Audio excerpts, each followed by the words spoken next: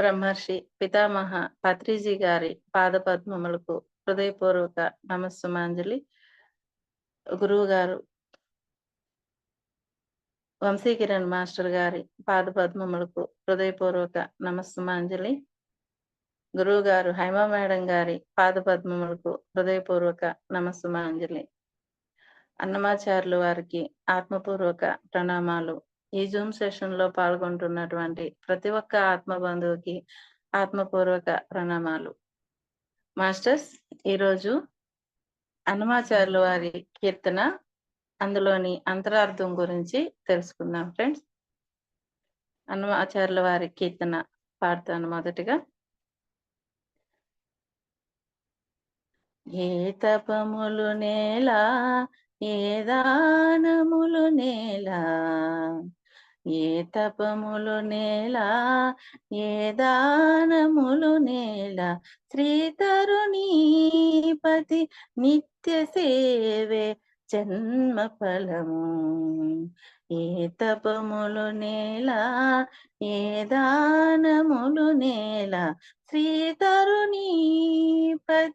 నిత్య సేవే జన్మ ఫలము.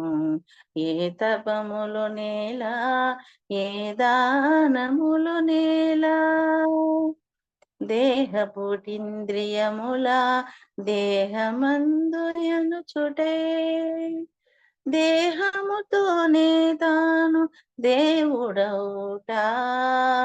దేహపుటింద్రియముల దేహమందయనుచుటే, దేహముతోనే తాను దేవుడౌట. సోహలను వెలుచూచే చూపులోను చూచుటే, ఆహా దేవతల తన ఎందే తాకనుట. సోహలను వెలిజూచే చూపులోను చూచుటే, ఆహా దేవతల తన ఎందే తాకనుట.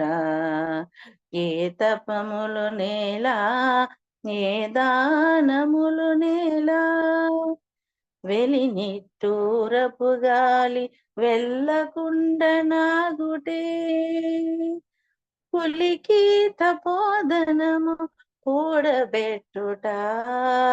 వెలినిట్టూరపు గాలి వెళ్ళకుండనాగుటే, కులికి తపోధనము కూడబెట్టుట. తలపోతనందే తగలయము సేయుటే, లలిపాపబంధముల లయము సేయుట. తలపోతనందే తగలయము సేయుటే, లలిపాపబంధముల లయము సేయుట.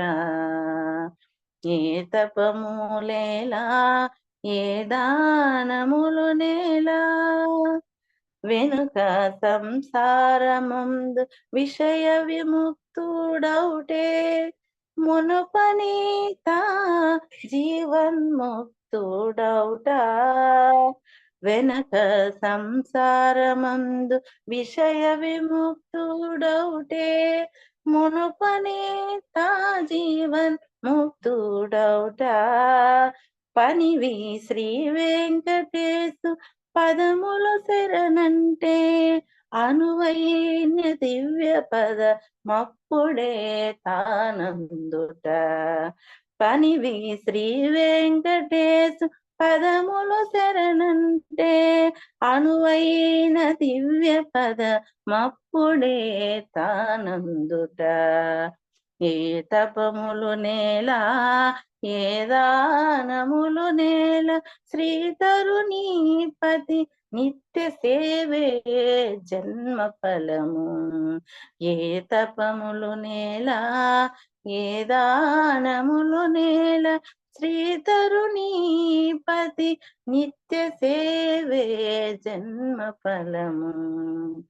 సేవే జన్మ ఫలము, సేవే జన్మ ఫలము. ఫ్రెండ్స్, ఇది కీర్తన.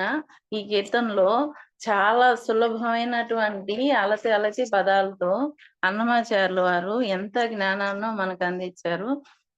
దాని గురించి మనం ఇప్పుడు తెలుసుకుందాం. మొదటిగా పల్లవి. ఏ తపములు నేల, ఏ దానము లేల. అంటే మనలో కొందరికి తపస్సు చేసుకోవాలనేది ఉండదు. అంటే కొంతమంది హిమాలయాలకు వెళ్తుంటారు, కొంతమంది వెళ్ళలేము. కొన్ని పరిస్థితులు అట్లా ఉంటాయి. మన కర్మ బంధాలు, మనం తెచ్చుకున్న బంధాలు. అలాగే దాన ధర్మాలు చేయాలని చాలా మందికి ఉంటుంది, కానీ చేయలేరు వాళ్ళ ఆర్థిక పరిస్థితి. వీళ్ళని దృష్టిలో పెట్టుకొని ఆయన ఏం చెప్తున్నాడంటే, ఏ తపము లేలా, ఏ దానం లేలా. అయితే ఏం చేయాలి? శ్రీ తరుణీపతికి పాదాలకి శరణు జోచితే చాలు అని చెప్తున్నాడు. ఎవరు శ్రీ తరుణీపతి అంటే? పురుషోత్తముడు. ఆ పురుషోత్తముడు మనందరికీ అధిపతి. ఆయన పాదాలకు గాని మనం శరణు జొచ్చితే ఈ తపస్సులు, దాన ధర్మాలు చేయలేకపోయామనేటువంటి వెలితి లేదు. నీ జన్మ సాఫల్యం అయిపోతది అని చెప్తున్నారనమాట. ఇప్పుడు మనం అంటే ఆయన పాదాలు పట్టుకోవడం అనంటే పాదాలు పట్టుకొని నమస్కరించి గమ్ముగైపోవడం గాదు. ఆయనలో ఉండేటువంటి ఆ గుణాలు ఏవైతే ఉన్నాయో వాటిని పట్టుకోవడం. పత్రిజీ గారు అదే చెప్తుంటారు మనకి. మనం ఏ గుడికెళ్తామో అక్కడున్నటువంటి పట్టుకోండి. ఆ దేవుడి యొక్క గుణాల్ని పట్టుకోండి అని చెప్తుంటారు. ఇప్పుడు మనం చరణంలోకి వెళ్ళిపోదాం. మొదటి చరణంలోకి. ఫ్రెండ్స్, ఇక్కడ ఎలా ఉంది అంటే ఈ చరణాలు, ఒక చరణంలో 4 పదాలు ఉంటాయి. 2, 2 జత అన్నమాట. మొదటి లైన్ క్వశ్చన్ అయితే, రెండో లైన్ ఆన్సర్. మూడో లైన్ క్వశ్చన్ అయితే, నాలుగో లైన్ ఆన్సర్. చాలా హృద్యంగా మనకు అందించారు కీర్తన అన్నమాచార్యుల వారు. మొదటి లైన్ చూసుకుందాం. దేహపుటి ఇంద్రియముల దేహమందు ఎనచుతే. ఇంద్రియాలు మనకి పంచేంద్రియాలు, జ్ఞానేంద్రియాలు ఉంటాయి, కర్మేంద్రియాలు ఉంటాయి, మొత్తం 10. ఈ పంచేంద్రియాలు అనేవి, జ్ఞానేంద్రియాలు మనకి పంచభూతాల నుంచి, సత్వగుణాల నుంచి వస్తాయి. పంచభూతాల సత్వగుణాల నుంచి జ్ఞానేంద్రియాలు వస్తాయి. అలాగే పంచభూతాల్లో ఉండేటువంటి రజోగుణాల నుంచి కర్మేంద్రియాలు వస్తాయి. ఇవి అన్నీ కలిసి ఏమవుతుందంటే ఒక చట్రం లాగా అది. మనకి చూసినవన్నీ కావాలి, వినినవన్నీ కావాలి, నాలుక కోరుకున్నవన్నీ కావాలి, చర్మానికి అనుభూతి చెందేటు అనుభవాలన్నీ కావాలి. ఇట్లా సువాసనలన్నీ కావాలి. ఇలాగా అవేం చేస్తాయంటే మనకి చూసినవన్నీ మనకు కావాలనుకుంటాయి. కానీ అన్నీ మనం చేయలేం గదా! ఇబ్బంది పడతాం. ఇది టీనేజ్ పిల్లల్లో ఇంకా ఎక్కువ. పాపం వాళ్ళకి హార్మోన్స్ ఎఫెక్ట్ ఉంటుంది. అప్పుడే చదువులో క్రిటికల్ పొజిషన్ ఉంటుంది వాళ్ళకి. వాళ్ళ లైఫ్‌ని డెసిషన్ చేసేటువంటి చదువు సమయం, హార్మోన్స్ విడుదల, చుట్టుపక్కల కొత్త ప్రపంచం, కొత్త పిల్లలు, వీళ్ళందరూ చాలా స్ట్రగుల్ పడుతుంటారు. అయితే మనం కోరికల్ని అణిచేయమని ఎప్పుడు చెప్పకూడదు.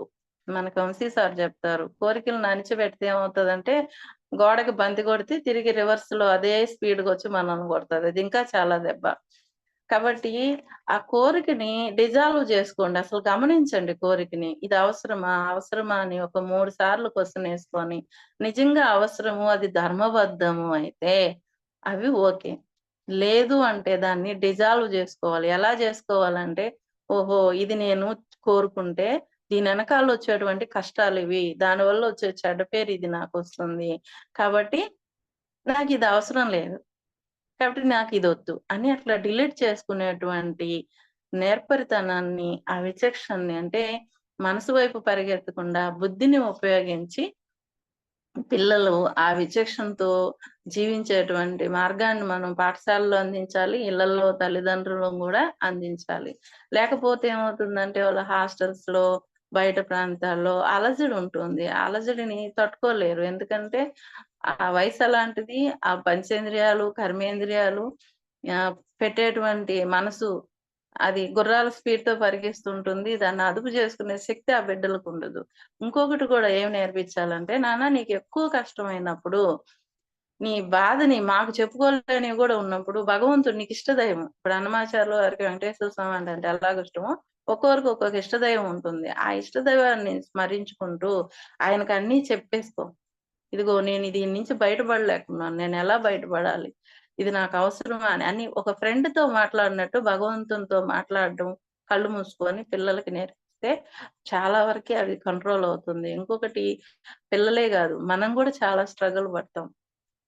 కాబట్టి అలాంటప్పుడు గూడా మనం దాన్ని పాటించాల్సొస్తుందనమాట. కాబట్టి ఈ కర్మేంద్రియాలు, పంచేంద్రియాలని అణుచుకుంటే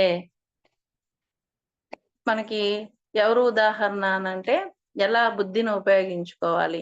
మనసుని గాకుండా బుద్ధిని ఉపయోగించుకున్నయితే వీటిని కంట్రోల్ జేసుకోవచ్చు. ఎలా అంటే మనకి రావణాసురుడు, విభీషణుడు. రావణాసురుడు విభీషణుడి కన్నా గొప్ప జ్ఞాని. ఆయన వేదాలని అంతా ఆపోసన పట్టినవాడు. బ్రహ్మజ్ఞాని అంతా ఉందాయనకి. కాకపోతే ఆ స్త్రీ దగ్గరుండేటువంటి ఆ బలహీనత ఆయన కీర్తిని పతనం చేసేసింది. అదే విభీషణుడు అదే రాక్షస కులంలో పుట్టాడు. తన సోదరుడే మనసు వైపు పోకుండా రావణాసురుడు మనసు వైపు వెళ్ళాడు. ఈయనేం చేశాడు? రజోగుణాల వైపు ఆయనెళ్తే ఈయన సత్వగుణాల వైపు వెళ్ళాడు.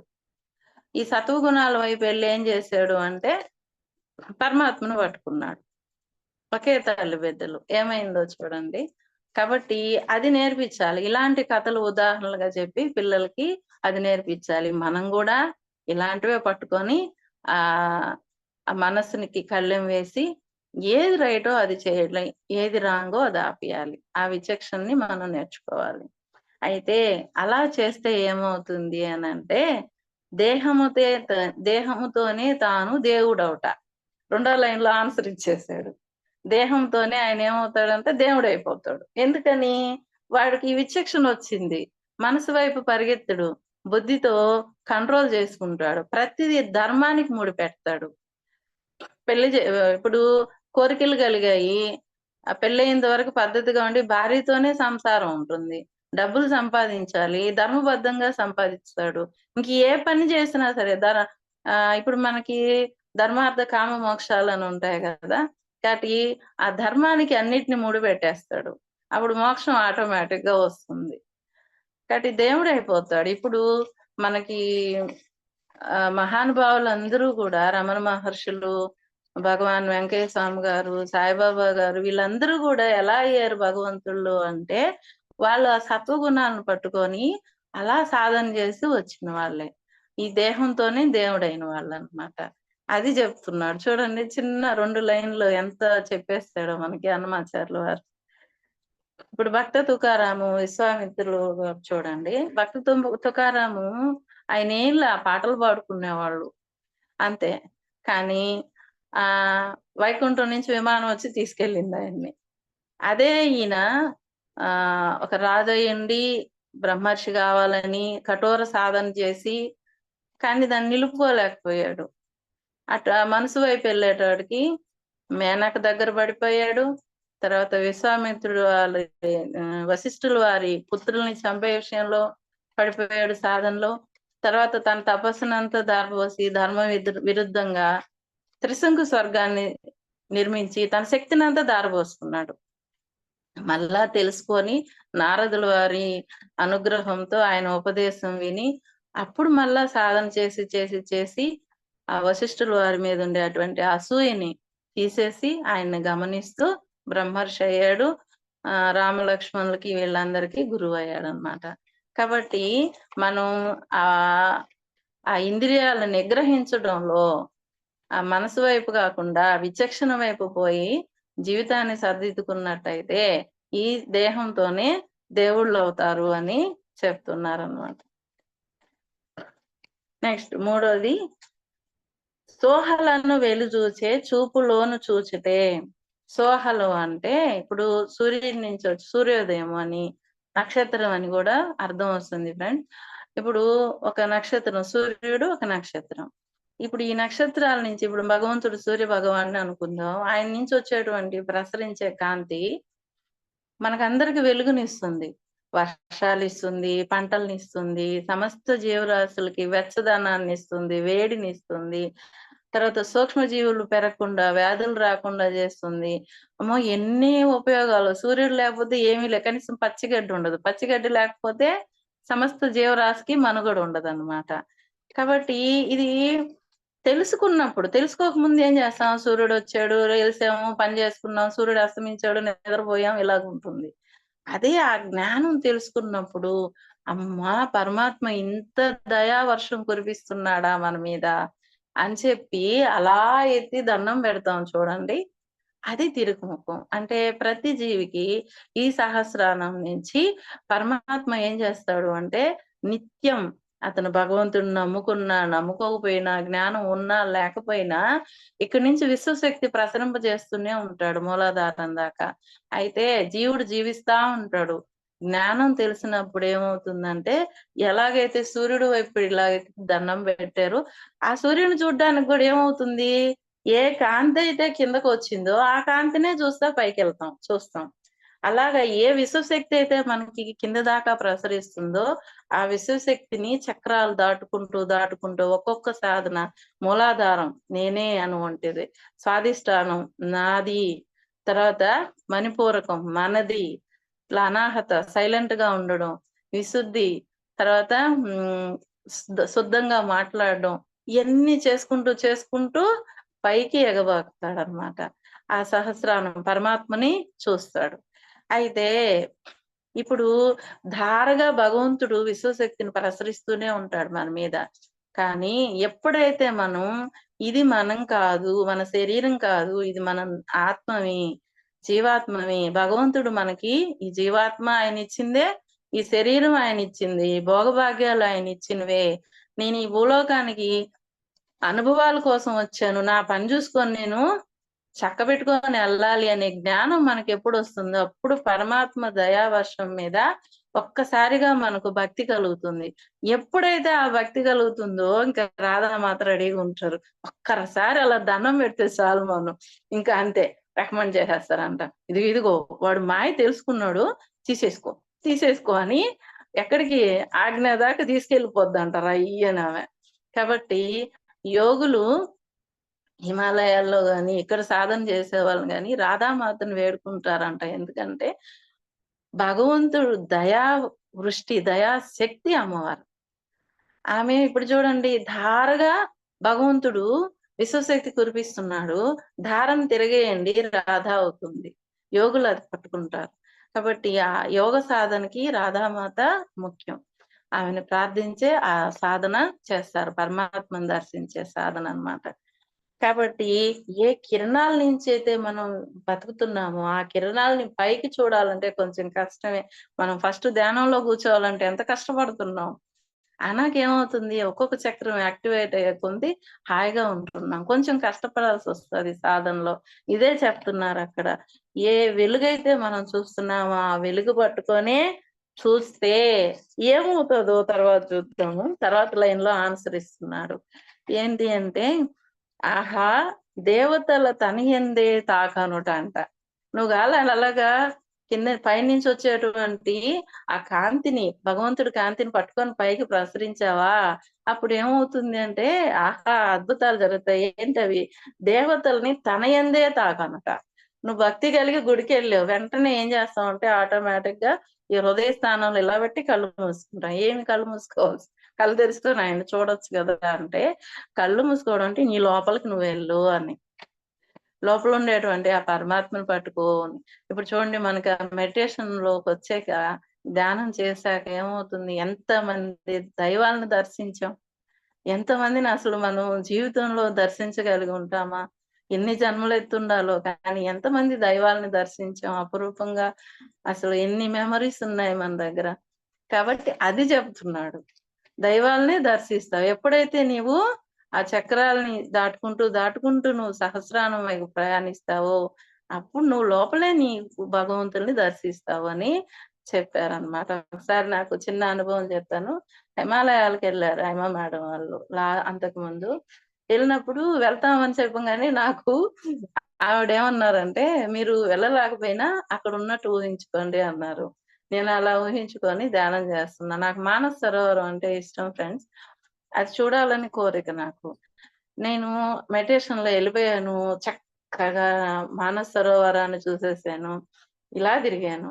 తిరిగితే అసలు నిజ జీవితంలో వెళ్లి చూసున్నా అంత స్పష్టంగా చూడలేమేమో అంత స్పష్టంగా చూసాను.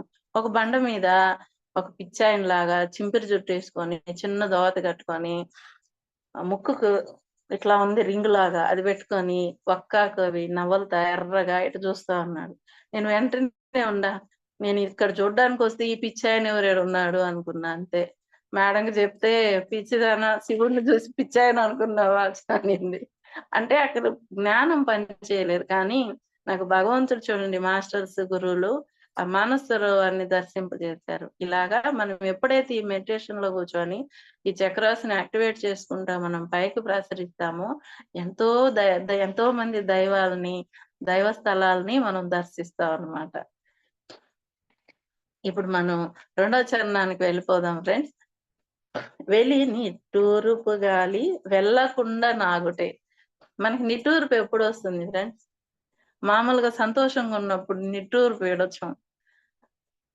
ఎప్పుడు ఏడుస్తామంటే మనకిష్ట ప్రకారం జరగలేదు ఒక విషయం అంటే నిట్టూర్పు ఏడుస్తాం. అది బాధైనా, ఇంకేదైనా ఏదైనా సరే. అంటే జరగలేదు మనకి ఇష్ట ప్రకారం అంటే ఆడేం జరిగింది అంటే మనం ఎక్స్‌పెక్టేషన్స్ పెట్టాం.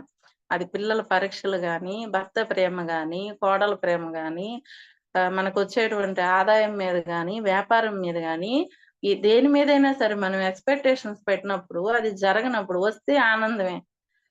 కానీ జరగనప్పుడు ఏం చేస్తాము అంటే దాన్ని తట్టుకోలేం.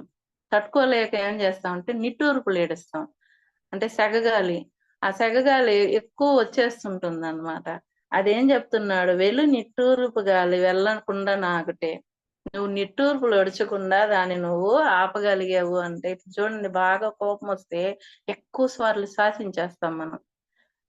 అరిచినప్పుడు గాని తెలియకుండానే మన శ్వాస ఎక్కువ గాలి విడుదలైపోతుంటుంది. అయితే ఏం చేయాలి మనము అనంటే కులికి తపోదనము కూడబెట్టుట. నువ్వెప్పుడైతే అలాగా ఆ నిట్టూర్పుడు ఎడవకుండా అంటే ఎక్స్‌పెక్టేషన్స్ పెట్టకుండా ఇదిగో నా ముందుకి ఈ పనొచ్చింది నేను చేసుకుంటా పోతాను అని ఎప్పుడైతే నీవు ఇది భగవంతుడిచ్చిన పని నా పని నేను చేసుకుంటా. ఫలితం ఏదైనా రాని నాకు సంబంధం లేదు. అది భగవంతుడి దయ అని ఎప్పుడైతే మనం చేసుకుంటా పోతామో అప్పుడు మనకి మన శ్వాసలు వేస్ట్ అవ్వవు. ఇప్పుడు చూడండి హ్మ్. అనుసంధానం అవుతాం. అంటే ఎప్పుడైతే మనం ఆ శ్వాసలు వేస్ట్ చేయకుండా కంట్రోల్‌లో ఉంటామో, అనుకోకుండా శ్వాసలు స్లో అవుతాయి. స్లో అయినప్పుడు ఏమవుతుందంటే, మన ఎనర్జీ లెవెల్స్ ఎక్కువ బాగుంటాయి. వేస్ట్ అవ్వదు. ఋషులు కోపం వచ్చినప్పుడు అరిచారు, శాపాలు పెట్టారంటే వాళ్ళ ఎనర్జీ కొంత పోగొట్టుకుంటారు. అలాగే మనం కోపం పడినప్పుడు గూడా కొంత ఎనర్జీ పోతది. వాళ్ళు కోపపడినా అది విశ్వ కళ్యాణం కోసం. అవతల వాళ్ళని ఉద్ధరించేదానికి. మన కోపం మనకే చేయటం. ఎప్పుడైతే మనం ఎక్స్‌పెక్టేషన్స్ లేకుండా ఉంటామో, ఏ పని చేసినా మన శ్వాసలు వేస్ట్ అవ్వవు. మన లోపల ఉండేటువంటి ఆ వాయువులు వేస్ట్ అవ్వవన్నమాట. పంచ ప్రాణాలంటారు. 5 వాయువులుంటాయి ఫ్రెండ్స్. భలే సబ్జెక్ట్ అది. అవి వేస్ట్ కావు. అది ఒక్కొక్క వాయువు వేస్ట్ అవుతుందంటే ఒక్కొక్క జబ్బు అటాక్ అవుతది. కాబట్టి అవి వేస్ట్ గాకుండా ఉంటాయన్నమాట. కాబట్టి మనం ఏం జేయాలంటే ఎక్స్‌పెక్టేషన్స్ లేకుండా ఉన్నప్పుడు మన శ్వాస వ్యవస్థ చక్కగా ఉంటుంది. అలా ఉన్నప్పుడు ఏమవుతుంది అంటే, కులికి తపోధనము కూడబెట్టుట. అప్పుడేమవుతుంది మనలో అంతర్మథనం జరుగుతుంది. నెమ్మదిగున్నామనుకోండి, అప్పుడు మనలో అంతర్మథనం జరుగుతుంది. ఒక విషయం వచ్చిందనుకోండి, వెంటనే గాబరా పడడం. అవునా? నిజమా? ఇది రైటా? ఇప్పుడు మాట్లాడాలా? వద్దా? దీని అవసరమేముంది? ఇది మనం వినలేదు గదా! చూడలేదు గదా! ఒకవేళ చూసినా, విన్నా వాళ్ళ ఆ సమయాన్ని బట్టి, వాళ్ళ సందర్భాన్ని బట్టి అన్నారు.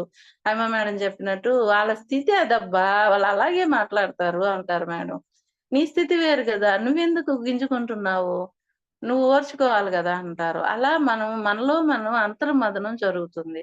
అంతర్మథనం జరిగినప్పుడు మన మనసు ప్రశాంతంగున్నప్పుడు అన్నీ చక్కబడిపోతాయి. మనసు, బుద్ధి, మన జీవాత్మ, ఆత్మ, పరమాత్మ ఇవన్నీ ఏకమవుతాయి. అప్పుడు మన హృదయ భాష మనకి ఇనిపిస్తది.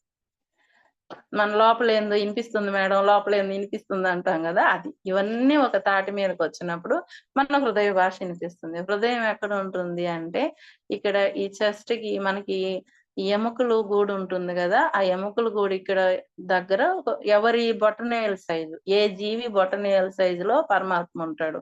గమనిస్తా ఉంటాడు. జీవుడు ఎక్కడుంటాడంటే బొడ్డు కింద.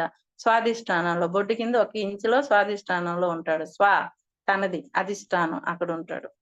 అక్కడ ఉంటాడు. పరమాత్మ ఏం చేస్తాడు? హృదయ స్థానంలో ఉండి, ఈడు ఎప్పుడు కిందకే చూస్తున్నాడు. నా పైకి చూస్తే నేను సలహాలిస్తాను అంటాడు. కాచుకుంటాడాయన హృదయ స్థానంలో కూర్చొని. కానీ మనం ఏం చేస్తాం? మన బంధాల్లో ఇరుక్కొని మనం ఆలోచించుకుంటాం. ఎక్కడుంటాయి మన బంధాలు? స్వాధిష్టానంలో ఉంటాయి. మూలాధారంలో ఉంటాయి. నా అంటే మూలాధారంలో ఉంటాం. నాది అంటే స్వాధిష్టానంలో ఉంటాం. ఒక ఆళ్ళ పైకొస్తే మణిపూరకం మనదిలో ఉంటాం. ఈ మూడిట్లోనే కొట్టుకుంటుంటాం. అట్ట కాకుండా ఆయన వైపు చూడాలా, ఆయన వైపు చూడాలనుకుంటుంటాడంట ఆయన పరమాత్మ హృదయంలో ఉండి. అయితే మనం ఎప్పుడైతే ఎక్స్‌పెక్టేషన్స్ లేకుండా పనులు చేసుకుంటూ, మన శ్వాస వ్యవస్థని మనం నిదానంగా ఉంచుకుంటామో మన ఊపిరులని, అప్పుడు మన హృదయ భాష వినిపిస్తుంది. నేను మామూలుగా 3 గంటలప్పుడు ఏం చేస్తానంటే స్కూల్‌లో రైమ్స్ పెడతాను. పెద్ద ఎల్ఈడీ టీవీ ఉంది మాకు. అక్కడ రైమ్స్ పెడతా నేను. ఒకరోజు తెలుగు పాటలు, ఒకరోజు ఇంగ్లీష్ పాటలు. నేను ఒకరోజు తెలుగు పాటలు పెట్టా. పెడితే వస్తా ఉన్నాయి. ఉన్నట్టుండి ఒక అబ్బాయి బొమ్మొచ్చి అన్నమాచార్య కీర్తన దానికి గూడా ఒక కిడ్స్‌ది ఉన్నట్టుంది. వచ్చి 'జో అచ్యుతానంద' అనేది వస్తుంది దాంట్లో. నేనలా నడుచుకుంటా ఉండి పిల్లల మధ్యలో ఒక ఉట్టి దాంట్లో దొంగ అనే వర్డొస్తది. ఆ ఉట్టి దాని మీద ఆయన కొట్టడం, పిల్లలకి పంచిపెట్టడం ఆ బొమ్మలొస్తున్నాయి. నేను చాలా ప్రశాంతంగున్నా. సంగీతం విన్నప్పుడు ఆటోమేటిక్‌గా ప్రశాంతంగుంటాం గదా! అప్పుడు నాకు లోపల ఇన్నర్‌గా ఏమొస్తుందంటే, ఆయన దొంగ ఎట్టవుతాడు? దాచిపెట్టుకోమన్నారోళ్ళు. అదేం చేస్తున్నాడు కోతులకి, పిల్లలకి పంచిపెడుతున్నాడు. దాచిపెట్టేవాళ్ళు దొంగలు గాని, దోచిపెట్టేవాడు ఎట దొంగవుతాడు అని లోపల నుంచొచ్చింది. నిన్నెందుకయ్యా కన్నయ్య దొంగ అంటారు అని అనుకున్నా. అది మాస్టర్స్ హృదయ భాష అంటే. ప్రశాంతంగా ఉన్నప్పుడు మన శ్వాస వ్యవస్థ, మన హృదయ భాష మనకి వినిపిస్తుందనమాట. తపోధనము అదే తపస్సంటే. అక్కడి నుంచే వచ్చింది జ్ఞానం. లేకపోతే కృష్ణుడు దొంగ, దొంగ అనుకుంటుండు. వెన్న దొంగిలిచ్చాడు, తిన్నాడు, పెట్టాడు అని. ఆయన ద ద అందరికి పంచిపెట్టేవాడు దొంగ ఎట్టవుతాడు? అది హృదయంలో నుంచి వచ్చింది నాకు. ఎలాగా అంటే అది తపస్సు. అంటే నిదానంగా ఉండడం, శ్వాసని వేస్ట్ చేయకుండా ఉండడం తపస్సు. అందుకే మన పత్రిజీ గారు శ్వాస మీద ధ్యాస అని పాపం మనకి ఎంతో ఆయన తపించి చెప్పించాడు మనకి. ఎంతో తపోధనం. అంటే ఇప్పుడు మునులు చేసేటువంటిది, ఋషులు చేసేదేంది? మౌనంగా ఉండడమే గదా!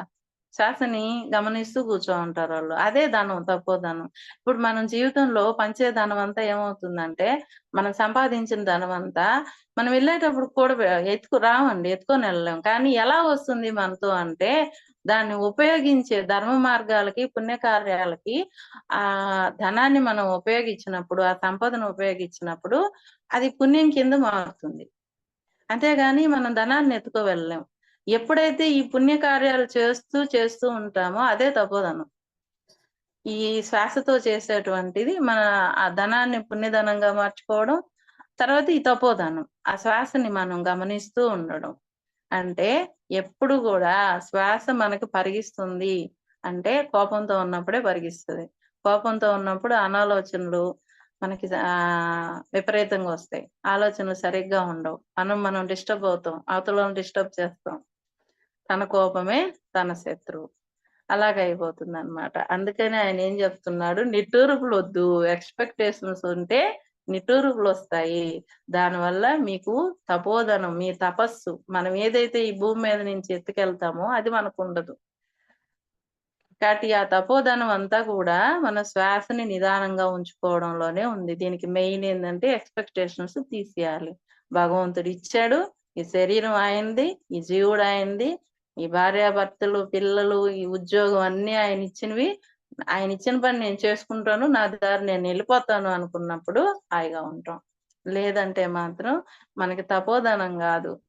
మనోవ్యధ ఉంటదంతే. మళ్ళా అక్కడే జన్మలు తీసుకుంటాం. లేదంటే ఆ జన్మ ఆడ వరకు పర్ఫెక్ట్. ఒకటో క్లాస్ పాస్ అయ్యి రెండో క్లాస్‌కెళ్తాం. లేదంటే ఒకటో క్లాస్ మళ్ళా ఆ ఇంట్లోనే పుడతాం. నువ్వు భర్తతో ఫెయిల్ అయ్యావా, భర్తకి మళ్ళా ఏదో ఒక విధంగా పుడతాం. అట్ట ప్రతి కుటుంబంలో చిక్కుకునేస్తుంటాం అన్నమాట. కాబట్టి ఎక్స్‌పెక్టేషన్స్ తీసేయాలి. తర్వాత తలపు తనందే తగలయము సేయుటే. తలపులు అంటే ఆలోచనలు ఆయనలో లయం చేసేసేయాలంట. మనకు రకరకాల ఆలోచనలొస్తుంటాయి గదా! ఆనందం గలిగిన, బాధ గలిగిన, సంతోషం గలిగిన, దుఃఖం గలిగిన, వికారం గలిగిన, ఏం గలిగినా సరే ఆయనలో లయం జేసి, నీకెందుకు నేనున్నా, నాకు సమర్పించి అంటాడు పరమాత్మ. ఆయనకిచ్చేయడమే మనం మోయకుండా. అలా చేసినట్లయితే ఏమవుతుంది అనంటే, లలిపాప బంధముల లయము సేయుట. ఇప్పుడు చూడండి రామదాసు ఎంత కష్టం వచ్చినా ఆయనకి ఉప్పు పెట్టినటువంటి రొట్టెలు పెట్టినా, ఎంతో రుచిరా రామ అని పడుకున్నాడు. ప్రతిదీ ఆయనకి తిట్టినా ఆయన్నే తిట్టాడు. పొగిడినా ఆయన్నే తిట్టాడు. బాధ చెప్పుకున్నా ఆయనతోనే చెప్పుకున్నాడు. సంతోషం వ్యక్తపరిచినా ఆయనతోనే వ్యక్తపరుచుకున్నాడు. లయం చేసుకున్నాడు. అంతా ఆయనతోనే అనుసంధానం అయిపోయాడాయన. అలా అనుసంధానం అయిపోయినప్పుడు ఏమవుతుందంటే, లలిపాప బంధములు లయము చేయుట. అలా మనం గాని చేస్తే ఏం చేస్తాడు? లలిపాప బంధముడు. ఇక్కడ లలి అంటే మాస్టర్స్ భావోద్వేగాల ఒత్తిడి. మనం స్ట్రెస్ అంటాం గదా! ఆ స్ట్రెస్‌లో ఏం చేస్తామో మనకే తెలీదు. ఇప్పుడు కోపం ఉంటది, కసి ఉంటది. కోపం, కసి కలిసిందనుకో క్రోధం వస్తది. మర్డర్స్ అన్నీ జరిగేది క్రోధంలోనే. ఇల్లు ఇడిచిపెట్టడాలు, ఒకరి మీద పెట్రోల్ పోయడాలు ఇయన్నీ గూడా ఎప్పుడంటే క్రోధంలో జరుగుతాయి. అయి 2 విడివిడిగున్నప్పుడు ఒక రకంగా ఉంటది రేంజ్. ఈ 2 కలిసినప్పుడు ఆ క్రోధం వచ్చిందనుకోండి, పిచ్చి పీక్ స్టేజ్‌కెళ్తదంటారు గదా! అలాగయిపోద్దనమాట. కాబట్టి ఈ ఒత్తిడితో ఏం జేస్తారు ఆరోగ్యం దెబ్బతింటది, అవతల వాళ్ళని ప్రశాంతంగా ఉంచరు, వీళ్ళు ప్రశాంతంగా ఉంచరు. అప్పుడు పాప కర్మలన్నీ జేస్తారు ఆ ఒత్తిడిలో. అందుకని ఆయన తలపులన్నీ, ఆలోచనలన్నీ గాని ఆయనలో లయం చేసేసానంట. ఏం చేస్తాడంటే, ఈ ఒత్తిడి వల్ల వచ్చేటువంటి పాప బంధాలనన్నిటిని గూడా ఆయన లయం జేసేస్తాడంట. కలిపేస్తాడంట. చూడండి ఎంత సింపుల్‌గా ఆయన చెప్పారు. కాబట్టి మనకి ఏ ఆలోచనొచ్చినా అందుకే ఇప్పుడు చూడండి చాలా మంది రామ, రామ, రామ, రామ అనుకుంటా చేస్తారు. ఇంకా మన పెద్దవాళ్ళు చూడండి ఏదిచ్చినా కృష్ణార్పణం, రామార్పణం. అంటే ఇది నాది గాదయ్యా నీది తీసుకో. ఇదుంటే నాకు గర్వం వస్తది. కళ్ళు నెత్తికెక్కుతాయి. కాబట్టి నేనేదో ఏదో అయిపోతా. ఎందుకొచ్చింది? నీది నువ్వే మోసుకో. నన్నిలా ఉండని. ఇంకేదన్నా పని జెప్పు చేస్తా అన్నట్టుంటారు పెద్దలు. కృష్ణార్పణం, రామార్పణం అది మనం అనుసరించాలి మాస్టర్స్. మనకు చిన్న చిన్న పదాలే మనల్ని తపస్సు కంటే ఎక్కువగా చేస్తాయి మనకి. మన హిందూ సాంప్రదాయంలో ఉండేటువంటి చిన్న చిన్న పదాలు, చిన్న చిన్న వాక్యాలు ఎంతో తక్కువ ధన సంపదది. వాటిని పట్టుకోవాలి మనం. సాధన జేయాలి. అట్లా నిత్యం కొంతమందయితే ఏదో ఒక్కటి పట్టుకుంటారు. దాంట్లోనే ఒకరు భగవద్గీత పంచుతా చేసుకుంటారు పని. ఇంకొకరు రామ రామ అనుకుంటారు. ఒకరు కృష్ణ కృష్ణ అనుకుంటారు. ఒకరు అమ్మవారు అనుకుంటారు. ఇట్లాగా మనల్ని మనం కంట్రోల్ చేసుకునేదానికి భగవంతుడిని పట్టుకోవాల్సిందే. ఆలోచనలన్నీ ఆయనకి లయం చేస్తే మనం ఒత్తిడితో చేసేటువంటి పాప బంధాలన్నిటిని కూడా ఆయన లయం చేసేస్తాడంట.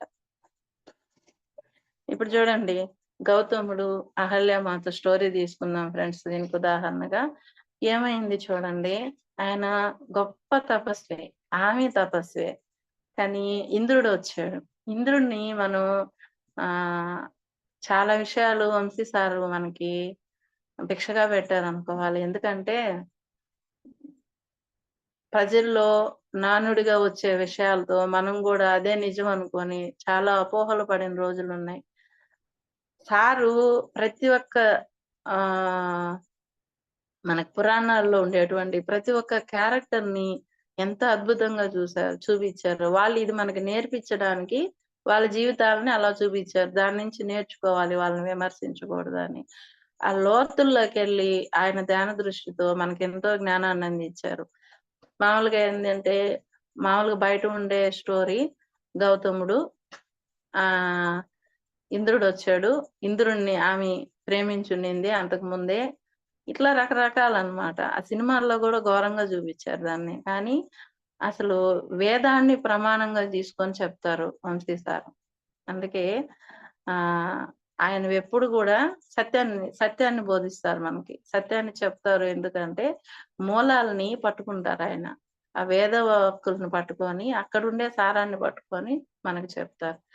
ఆ ఇంద్రుడనాయనంటే ఏందంటే, దేవతలు కొన్ని పరీక్షలకి ఇప్పుడు వీళ్ళు తపస్సు చేస్తున్నారు. మనం ఒక డిగ్రీ చదివాము. ఎగ్జామ్ పెడతారు గదండీ మనకి. అలాగే ఈ తపస్సు చేసే వాళ్ళకి గూడా ఏ స్థాయిలో ఉన్నారనేది పరీక్షలు పెడతారు. ఆ పరీక్షలు పెట్టేదానికి పైనుండేటువంటి డిపార్ట్‌మెంట్ ఏం చేస్తుందంటే కొందరిని పంపిస్తది. అలాగా నిందలు మోసిన వాళ్ళే నారదులు వాళ్ళు, ఇంద్రుడు వారు. ఈ ఇంద్రుడు వాళ్ళని పరీక్షించడానికొచ్చాడు. ఈయన గౌతముడెళ్ళాడు. ఈముండింది. ఆయన వేషంలో వచ్చాడు. అప్పుడు ఆమె తపశ్శక్తితో ఇంద్రా నాకు తెలీదా? నా భర్త ఏ చేత్తో కమండలం పట్టుకుంటాడో నాకు తెలీదా? అది మర్చిపోయావా? వేషం అయితే వేసావు గాని అంటదామె. అప్పుడు వెంటనే అమ్మా నన్ను క్షమించు. మీరు మీ తపస్సులో పరిపూర్ణమయ్యారు అంటాడు. అనే లోపలే నవ్వుతుంటారు. ఈయనొచ్చేస్తాడు. ఈయనొచ్చేసి ఆ తపశ్శక్తిని విచక్షణను ఉపయోగించకుండా ఒక సామాన్య మానవుడిలాగా ఆయన ప్రవర్తించి ఆయన్ని శపించబోతాడు. ఆమె కంగారు పడుతది. ఇతను మనల్ని పరీక్షించడానికి వచ్చాడు అని చెప్పే లోపల ఆయన వినిపించుకోడు. ఆయన్ని శపించబోయేటోడికి అయ్యో! ఇలా వచ్చి ఇలా ఇబ్బంది పడుతున్నాడని ఆమె అడ్డం వెళ్తది. అప్పుడు ఆమెకి జరిగిపోతుంది. కానీ ఆమె చూడండి భర్త నిందించిన తను పెంచినటువంటి శిష్యులు నిందించి వెళ్ళిపోయిన, చుట్టూ ఉండే ఆశ్రమ ప్రజలు నిందించిన ఆమె తొనకలేదు, బెనకలేదు. ఎందుకంటే ఆమె ఎప్పుడు గూడా ఏం చేసింది అంటే, భగవంతుడికి తన ఆలోచనలు, తలపులు అన్నీ భగవంతుడితోనే ఉన్నాయి ఆమెకి. అందుకే గట్టిగా భగవంతుడిని పట్టుకునింది. భగవంతుడే నడుచుకుంటూ వచ్చాడు. భగవంతుడే ఆమెకి దండం పెట్టాడు. గౌతముడిని పిలిచి కలిపాడు. అందరికీ చెప్పాడు. చూడండి తలపులని మన ఆలోచనని పరమాత్మతో లయం చేస్తే ఎలాగుంటదో అదే పక్కనోళ్ళతో చెప్పుకుంటే ఏమొస్తది? మనల్ని ఇద్దరే ఉద్ధరిస్తారు ఫ్రెండ్స్. గురువులు, దేవుడు. ఇంకెవ్వరు ఉద్ధరించలేరు మనల్ని. ఒక తల్లిదండ్రులు వాళ్ళు చూపించే ప్రేమ కూడా లిమిట్స్ ఉంటాయి. మనల్ని ఉద్ధరించే వాళ్ళు ఎవరంటే గురువు, దేవుడు. మనం వాళ్ళకే చెప్పుకోవాలి ఏమన్నా ఉంటే. కాబట్టి ఇప్పుడు ఆవిడ ఏం చేశారు? పరమాత్మకే చెప్పుకున్నారు. పరమాత్మే చక్కబెట్టేశాడు. మౌనంలోకెళ్ళిపోయింది అంతే. మౌనంలోనే పరమాత్మతో సంభాషించిందామె. నెక్స్ట్ చూడండి. మూడవ పాదంకెళ్ళిపోదాం. వెనక సంసారమందు విషయ విముక్తుడౌటే. అంటే సంసారంలో గాని విషయాల నుంచి విముక్తి పొందితే ఏం విషయాలు? ఇల్లు నా సొంతం, నా భార్య, నా బిడ్డలు, నా ఇల్లు, నా పొలం, నా స్కూటరు, నా కారు, నా పొలము, నా చెరువులు ఇవి. ప్రతిదీ నా చెంబు, నా బంగారం, నా బిందెలు, నా చీరలు, నా నగలు, నా బీరువాలు. ఇవే విషయాలంటే ఇంకేముంటాయి? అదే చెప్తున్నాడు. విషయ విముక్తుడొకటే. అక్కడ గాని విముక్తుడయిపోయాడా? ఎలా విముక్తుడవ్వాలి? సన్యాసం పుచ్చుకోమని గాదు. ఇక్కడి వరకు ఉన్నాయి అనుభవిస్తున్నా అంతే. నెక్స్ట్ కోడలొచ్చింది ఇచ్చేసాను. అట్లా విముక్తులు కాకనే గదా కోడళ్ళకి, అత్తలకి గొడవలొస్తుండేవి. కాబట్టి అదే చెప్తున్నాడు. ఎక్కడ విముక్తులైతే అలాగే మగవాళ్ళు గూడా. కొడుకు వచ్చాడు వాడికి ఇచ్చేసి నువ్వు కొంత పెట్టుకొని హాయిగా బతుకు. ఇద్దరు కొడుకులున్నారు. 3 భాగాలు చెయ్యి. ఇద్దరికి పంచి నువ్వు ఒక భాగం పెట్టుకో. హాయిగా తీర్థయాత్రలు చేయండి. వంశీ సార్ చెప్తుంటారు. అలా లైఫ్ డిజైన్ చేసుకోవాలి. చేసుకోకుంటే మజ్జిగ పాలల్లో సల్లెట్టేయాలి, కూరలో ఉప్పెంతేయాలనంటే ఆ అమ్మాయికి విసుగొస్తది. పొలం ఇట్ట దన్నాలి, ఆఫీస్‌కి టైంకి పోవాలని బిడ్డకి చెప్తే ఆ బిడ్డకి విసుగొస్తది. అటు వాళ్ళు మనం చూడాలన్నా మనల్ని చూడలేరు. వాళ్ళ విషయాల్లో వేలు పెట్టడం వల్ల.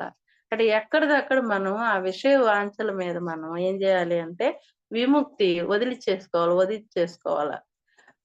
అప్పట్లో గృహస్థాశ్రమం తర్వాత అడవులకి తీర్థయాత్రలకి వెళ్ళేది అందుకే పెట్టారంట. ప్రశాంతంగా జీవనం గడపమని. మనం ఇలా గాని చేసుకోలేదనుకోండి, ఒకటి మాస్టర్స్ మనం ప్రేమలో ఉండాలి. వ్యామోహంలో ఉండకూడదు.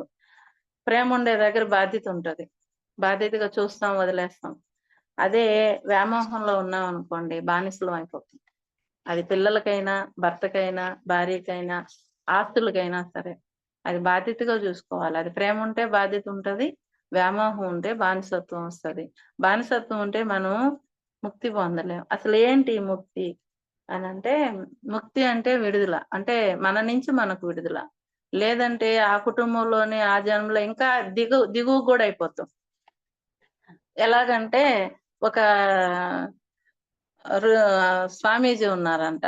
ఆ స్వామీజీ ప్రవచనాలు చెప్తుంటే, ఒక పెద్దాయన, ఊరి పెద్ద అన్ని సౌకర్యాలు కల్పించేవాళ్ళంట.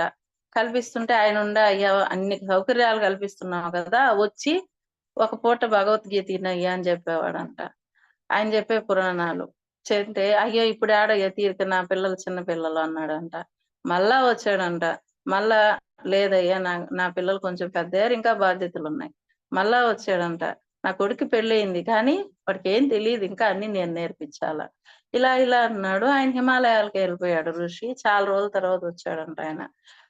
వచ్చి అప్పుడు మళ్ళా అన్ని ఏర్పాట్లు చేశారు. ఎవరు అంటే వాళ్ళ అబ్బాయి చేశాడు. అంటే వాళ్ళ అబ్బాయి ఆ సాంప్రదాయాన్ని కొనసాగిస్తున్నాడు.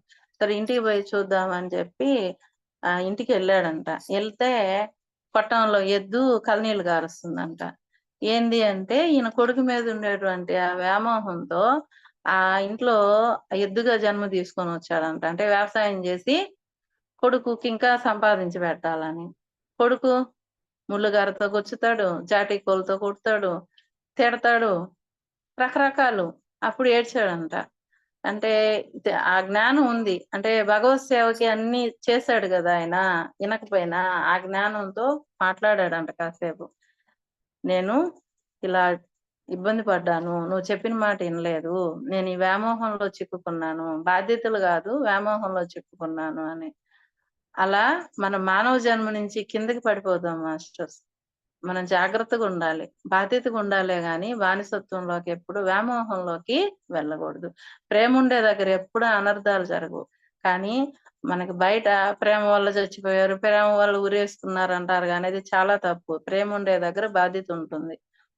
తర్వాత ఎప్పుడైతే ఆ వ్యామోహంలో ఉంటారో అప్పుడే ఈ అనర్థాలన్నీ జరిగేదనమాట.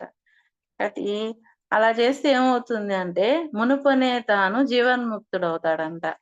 ఎప్పుడైతే అలా వ్యామోహంలో చిక్కుకోకుండా అలా ఉంటాడో అప్పుడేమవుతాడంటే ఈయన మునుపనే తాను జీవన్ముక్తుడవుతాడు. జీవన్ముక్తి వచ్చేస్తుంది. ఏంటి ఈ ముక్తి అంటే తన నుంచి తానుకి విడుదల. ముక్తి అంటారు. మోక్షం అంటే ఏంటంటే ఈ భూమి మీదకి ఇంక రాబడలేదంటే అరిషడ్ వర్గాల్ని కామ, క్రోధ, మద, మాత్సర్య, లోభాలుంటాయి గదా! వీటన్నిటిని జయించేసేసి మనం మంచి లక్షణాలు, భగవంతుడి లక్షణాలు పుణికిపుచ్చుకున్నప్పుడు అప్పుడు ఈ భూమి మీదకి రావాల్సిన అవసరం ఉండదనమాట. నవరసాలు ఇవన్నీ గూడా సాధించేసినప్పుడు మోక్షం వస్తుంది. తర్వాత జన్మరాహిత్యం అంటే ఏంటి అనంటే, జన్మరాహిత్యం అంటే ఇంక ఎన్ని లోకాలుంటాయో, ఎన్ని మండలాలుంటాయో అన్నిట్లో జన్మ తీసుకొని అక్కడ నేర్చుకోవాల్సింది గూడా నేర్చేసుకుంటే అప్పుడు జన్మరాహిత్యం. అప్పుడేమవుతుంది? ఒక పర్ఫెక్ట్ ఒక ఆత్మకి పర్ఫెక్ట్‌నెస్ ఒస్తుంది. అప్పుడు ఆ పూర్ణాత్ములు వాళ్ళ డిపార్ట్‌మెంట్‌కి సేవలకు ఉపయోగించుకుంటారు.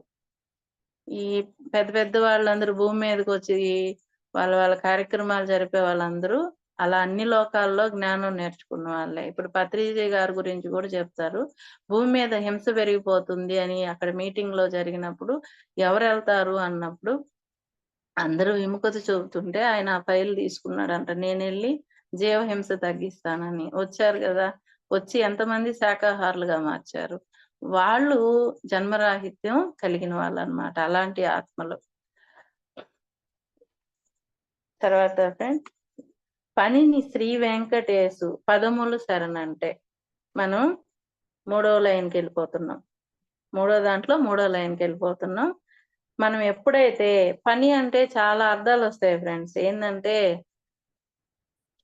చీపురు పట్టి ఈ ఊడ్చేవాడిది పనే, కలెక్టర్‌ది పనే, అన్నం వండి పెట్టే వాళ్ళది పనే, అన్నీ పనే. అన్నిట్లో మనం భగవంతుడిని చూడాలి, సమానత్వాన్ని చూడాలి. ఈ పని తక్కువ, ఆ పని ఎక్కువ అనేది ఎప్పుడు చూడకూడదు. చాలా రకాలుంటాయి పనులు. డీలింగ్స్, సరిహద్దు, జీవితం, ఉద్యోగం, వృత్తి, కార్యం, వ్యాపారం, కృషి, బానిసత్వం, జీవితం, సంబంధితం ఇట్లా చాలా అర్థాలిచ్చున్నాయి నిఘంటువులు. ఇవన్నీ పని. ఈ పనిని శ్రీ వెంకటేశు పదములు శరణంటే. అంటే మనం ఎప్పుడు గూడా మన పని మనం జేసుకుంటా. భగవంతుడు ఏ పనైతే మనకిచ్చాడో చెప్పాను గదా! పనులు చాలా రకాలుంటాయని. ఆ పని చేసుకుంటూ మనం ఎప్పుడైతే ఇది నాకు భగవంతుడిచ్చింది, దీన్ని నేను సంపూర్ణంగా చేస్తాను. నాకు సాధ్యమైనంత వరకని మన పని మనం చేసుకుంటూ పోతుంటే, భగవంతుడి మీద మనసు లగ్నం చేసి, మన ఖాళీ టైంలో ఆయన్ని స్మరించుకుంటూ ఉంటే ఏమవుతుంది అంటే, దివ్య పదమప్పుడే తానందుట. అప్పుడు పరమాత్మే మనకి ఏ పదం, ఏ మార్గం ఇవ్వాలో అది ఇచ్చేస్తాడంట. ఇప్పుడు ఆహ్, మనకి బుద్ధుడు ఏం చెప్తాడంటే, మనం చేసే పనిని శ్రద్ధగా చేయడమే ధ్యానం అంటారు. పెద్దలేం జెప్తారు, మన ఉద్యోగం భగవత్ స్వరూపం. దాన్ని చక్కగా జేయాలి అంటారు. ఈవెన్ వంట పనైనా, ఇల్లు ఊడ్చే పనైనా అది పర్ఫెక్ట్‌గా చేస్తేనే మనకి బావుంటుంది, అందరికీ బాగుంటుంది. ఆ పని మీద ఆధారపడి చాలా మందుంటారు. మనం ఒక్క ముక్క చేసామనుకోండి, మనకి తృప్తుండదు, వాళ్ళకిని ఇబ్బంది పడుతుంది ఆ పని. మనం ఈ 2 లైన్‌లకి అంటే పనివి శ్రీ వెంకటేశు పదములు శరణంటే మనకు భగవంతుడిచ్చిన పనిని చేసుకుంటూ మన భగవన్నామ స్మరణలో ఉంటే అనువైన దివ్య పదం అప్పుడే తానందుట. మనకి ఆయన సరైన మార్గాన్ని ఆయనే ఇస్తాడు. మనం అడగవల్ల. తల్లికి బిడ్డ ఏం తినాలో బిడ్డ కన్నా తల్లికే ఎక్కువ తెలుసు. కాబట్టి మనకేమి ఇవ్వాలో భగవంతుడికే తెలుసు ఎక్కువ.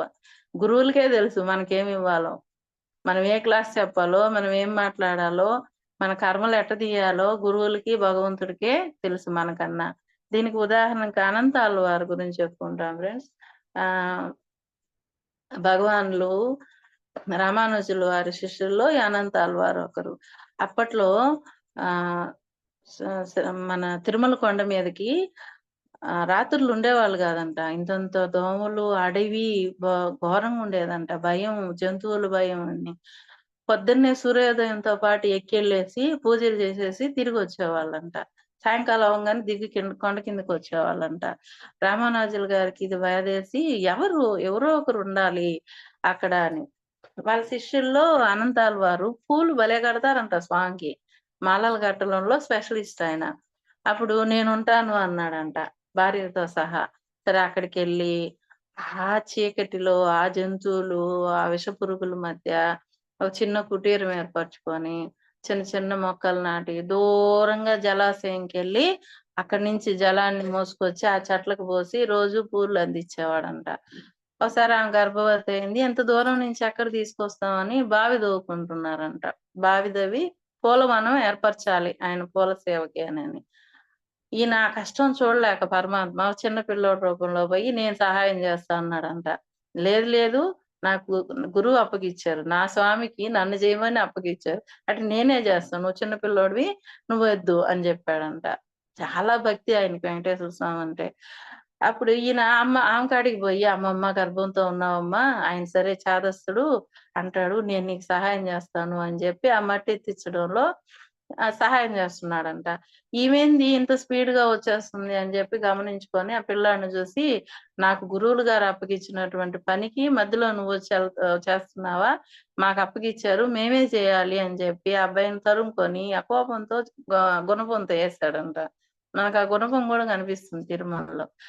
అది ఆయనకి గడ్డం తగిలింది. అక్కడి నుంచి మాయమైపోయాడంట. ఈయన వచ్చేసి రాత్రి పూలు కట్టుకొని పొద్దున లేసెళ్తే గడ్డంకి రక్తం గారుతుందంట. ఏడ్చేసాడంట అనంతాళ్వారు. అయ్యయ్యో! నేనిట్లా జేశానా అని. అంటే అప్పుడు పచ్చకర్పూరం బెట్టమన్నాడంట స్వామి. పెట్టాడంట. అది ఎంత దిగులు పడ్డాడంటే జ్వరం వచ్చేసిందంట పాపం ఆయనకి. ఈయనే పోయి బుజ్జగించుకున్నాడంట. రా తిను అది ఇది అనంటే తినలేదంట అనంతాళ్వారు. అప్పుడు ఈయనే పోయి బుజ్జగించి, "నువ్వు ఇట్లా పనుకుంటే ఎట్టా? నాకు మాలలో ఎవరు తెచ్చిస్తారు? నువ్వు ఇది వదిలేసి, తినేసి మళ్ళా మామూలుగా రా" అని. అలాగా ఇంకో సందర్భంలో గూడా పూలే ఇంత బాగున్నాయి, పూలవనం ఎట్టుందో అని అమ్మవారు అనేటోడికి ఇద్దరు కలిసి ఎళ్తారు. వెళ్ళి ఆ పూలు కొన్ని తుంచుకునేటోడు గమనించేస్తాడు. అమ్మో! నా స్వామికి నేను చేసిన పూలు, నేను పండించిన పూలు ఎవరో కోసేసుకుంటున్నారని రాత్రి కాపలా కాస్తాడు. కాస్తే ఈయన కావాలనే దొరకడు. ఆమె దొరికిపోద్ది పాపం. చెట్టుకి కట్టేస్తాడు లక్ష్మీదేవిని. రాజులనుకుంటాడు. అప్పుడు తెల్లారి పూలెత్తుకొని పూజారులు వస్తారు. అయ్యయ్యో! ఆయనకు హృదయ స్థానంలో ఉండే లక్ష్మీదేవి లేదు ఎటుపోయింది అది అని ఆమని. అప్పుడు ఈయన పూజారులకి చెప్తాడు వెంకటేశ్వర స్వామి. ఆయన కట్టేసున్నాడు లక్ష్మీదేవిని పోయి తీసుకురండి అని. పోయి ఏందయ్యా ఈ పని అనేసరికి అమ్మ అమ్మ అని చెప్పి భయపడిపోతాడు. ఆమె సంతోషంగా ఏం లేదులే మేమే నీ మహిమ తెలియాలని స్వామి ఇలా చేశారు. ఏం కాదులే అంటది. అప్పుడు బుట్టలో పూలు పోసి ఆమెను కూర్చోబెట్టి అక్కడికి తీసుకెళ్తే బంగారు ప్రతిమ అయిపోయి ఆయన హృదయ స్థానంలో కూర్చునిందంట. ఆయన్ని మామ మామ అని ముద్దుగా పిలిచాడంట. ఎవరు? వెంకటేశ్వర స్వామి. చూడండి అనంతాళ్వారు చేసిందేంటి? మనకు బాహ్యంగా అంత కోపమా, గడ్డం తగిలేటట్టు కొట్టాడా ఇన్ని అనిపిస్తాయి. కానీ ఆయనలో ఉండేటువంటి దైవ భక్తి, ఆయనకి వెంకటేశ్వర స్వామి తప్ప ఇంకొకటి లేదు. గురువు మాట తప్ప ఇంకొకటి లేదు. ఆ నిశ్చల భక్తికి, ఆ నిశ్చల గురుభక్తికి, ఆ నిశ్చల ప్రేమకి ఆయన వశుడైపోయాడు. ఆమె తాళ్ళతో కట్టేయించుకునింది. మామ అని ముద్దుగా పిలిచాడు.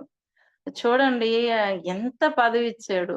ఆయన కోరుకున్నాడా అనంతాళ్వారు? లేదు గదా! కాబట్టి మనం ఎప్పుడైతే మన పనిని, భగవంతుడిచ్చిన పనిని మనం సక్రమంగా చేసుకుంటూ పోతామో ఫ్రెండ్స్, మనకివ్వాల్సినటువంటి మార్గాన్ని మనకి ఆయనిస్తాడు.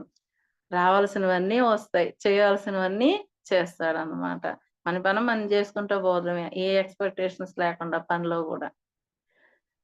ఇది ఫ్రెండ్స్ ఈరోజు హైమా మేడం గారు, నేనెక్కడ ఉన్నానో ఏమో గురువుగారి ద్వారా, గురువుగారు మేడం గారినిచ్చారు. ఫోను చేస్తే నాకు వంశీ సారు, "పలానా ఆవిడ నిన్ను చూసుకుంటారు. ఆ గ్రూప్‌లో ఉండు" అని. మేడం గారు అన్నమాచార్య కీర్తనలిచ్చారు. నాలో ఏ జన్మలో ఆ పుణ్యం ఉందో, ఆ పాట పాడే పుణ్యాన్ని వెలికి తీశారు. ఇదంతా ఆవిడ పెట్టిన భిక్ష నాకు. నాకైతే పాట పాడేది గూడా తెలీదు ఫ్రెండ్స్. ఏదో స్కూల్లో దేశభక్తి గీతాలు అట్లా పాడేదాన్నే గాని, నన్ను అన్నమాచార్యుల కీర్తనలకి కనెక్ట్ చేసిన తల్లి హేమ మేడం గారు. నేను జన్మ జన్మలో రుణపడి ఉండాలి ఆవిడకి. ఈరోజు మనం అన్నమాచార్య కీర్తనలో మనం నేర్చుకున్నది, మనం తపస్సులు చేయలేదే అని బాధపడబడలేదు. అలాగే దాన ధర్మాలు చేయలేదని బాధపడబడలేదు.